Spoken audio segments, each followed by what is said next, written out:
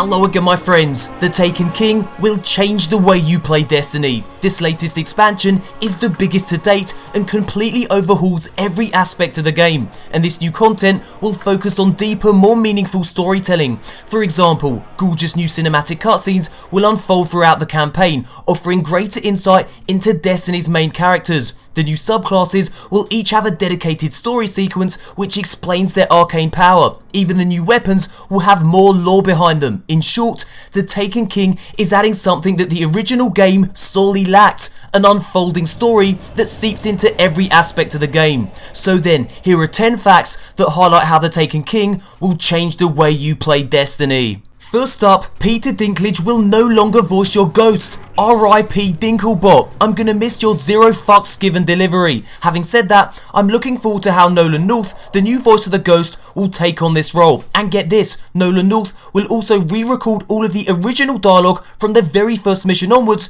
to create a consistent storytelling experience from beginning to end. Peter Dinklage is being completely erased from the game. Now the original script will remain the same, but it will now be voiced exclusively by Nolan North. And there's more. According to Bungie, your ghost assumes an even more important role in the Taken King. An example of this being how you'll hear a cool audio prompt when something nearby can be scanned. Now, according to Game Informer, your ghost now feels more emotionally engaged with the story and interacts more with other characters. Next up, Year 1 legendary weapons cannot be upgraded in the Taken King. That's right, your beloved Fatebringer will be stuck at its current attack stat. You'll still be able to equip all your Year 1 guns, but they'll no longer be able to compete with the Taken King's new arsenal of weapons and will no doubt prove ineffectual against the new, more powerful enemies. But why has Bungie done this? Why are they forcing players to leave behind the boomsticks they so dearly love? Well, to put it simply, Bungie wants you to experiment with their new weapons. The Taken King will have more new guns than the original game, plus the 2 expansions put together. Relying on the same old weapons to clear out enemies was never Bungie's plan for Destiny. Having said that, Bungie urges you not to dismantle your Year 1 weapons. They still have their place in the game. For example, they will still pack exactly the same punch in your regular Crucible matches, and they'll still be viable options on certain patrols and raids. And Bungie has also assured fans that Taken King weapons will perform better than many Year 1 favourites. Personally, I'm in. I like the idea of a huge new sandbox of weapons to mess about with. Yes, I've had fun with my Fatebringer, but I want to see what other guns will now become legend. Bring it on, Bungie.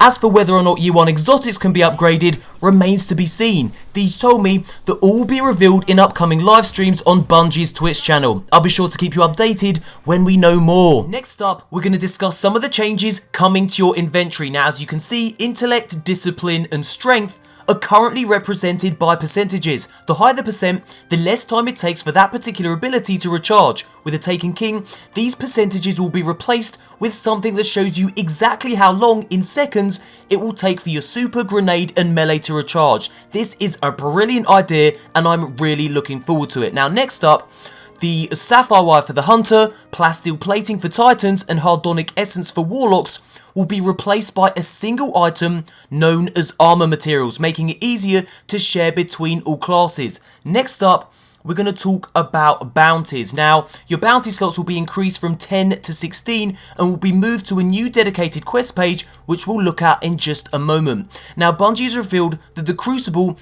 now has 5 weekly bounties, each with amazing rewards. Complete all 5 and you'll unlock a 6th bounty that offers an even bigger reward, such as a legendary or exotic weapon. And just in case you're wondering, yes, daily Crucible bounties will still also be available. Now the Trials of Osiris will now have 3 bounties a week. New Fireteam bounties encourage players to enter the Crucible with pals, and a single class bounty will be available every day that relates specifically to your class. In short, the Taken King will have a shitload of new bounties to grind. Hurrah! Now, while I was at Gamescom, I had a chance to record the new dedicated quest page you'll find in your inventory. As you can see, your rep is displayed here, as well as your bounties. And get this, you'll now be able to turn in your bounties from this very page. No more having to sit through tedious loading screens every time you want to return to the tower to cash in a bounty. You can simply do it right here. Now, while I was at Gamescom, I had the chance to play through the first story mission, The Coming War, 3 times, one with each of the new subclasses. Sadly, I wasn't allowed to capture the gameplay. The gameplay you see here is from IGN's interview with Deej. To see the full 18-minute interview,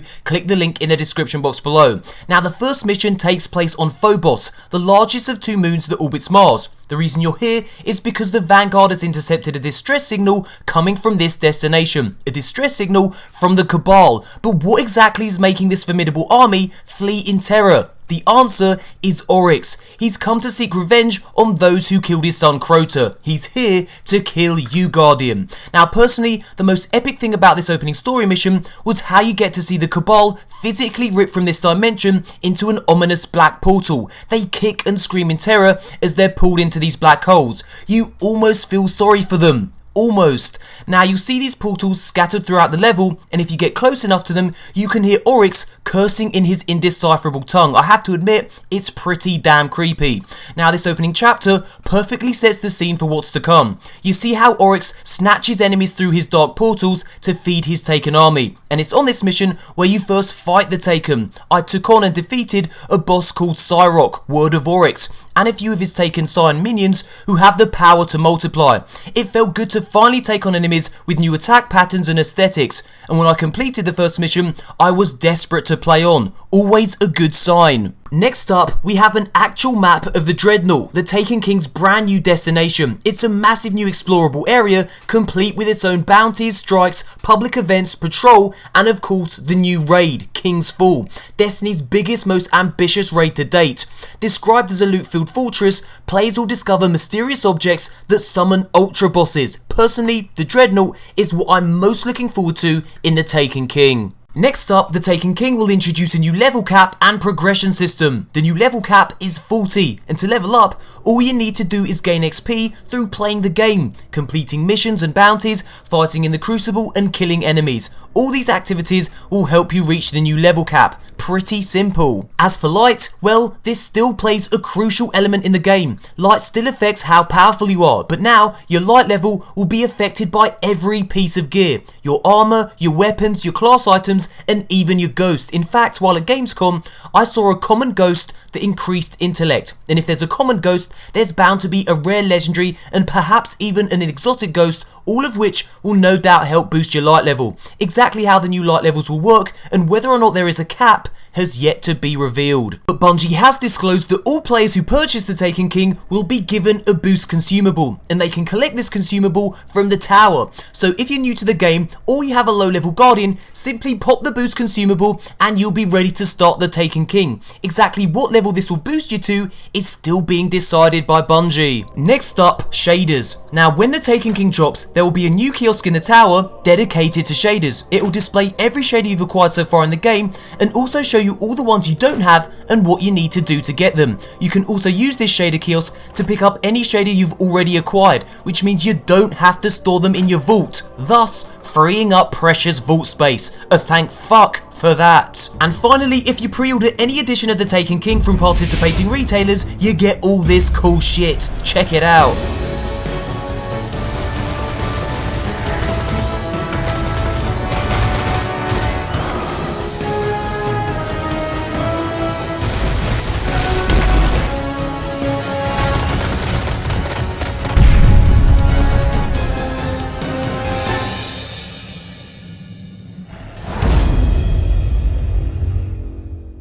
So then, it's clear that the Taken King will not only provide players with a huge amount of new content, it will also fundamentally change the way you play the game. In my next in-depth video, I'll talk about the new quest system. In the meantime, here's what you can expect to tuck into when the Taken King finally drops on September 15th. Numerous campaign missions, 4 new strikes, 8 Crucible maps and 3 new Crucible game modes, at least 12 new exotic weapons, and at least 18 new pieces of exotic armor, 3 new subclasses, each with a dedicated questline, the biggest raid yet, completely revamped bounties, new cutscenes, a new progression system, a new level cap, more weapons than the original game and 2 expansions combined, and let's not forget, all the Year 1 PS exclusives will now be available for Xbox. In short, hell fucking yes. And that, my friends, brings us to the end of the video. Thumbs up if you enjoyed it, subscribe for daily Destiny content, and thanks for watching, you beautiful bastards, and as always, a dee hee hee, until next time, Guardians.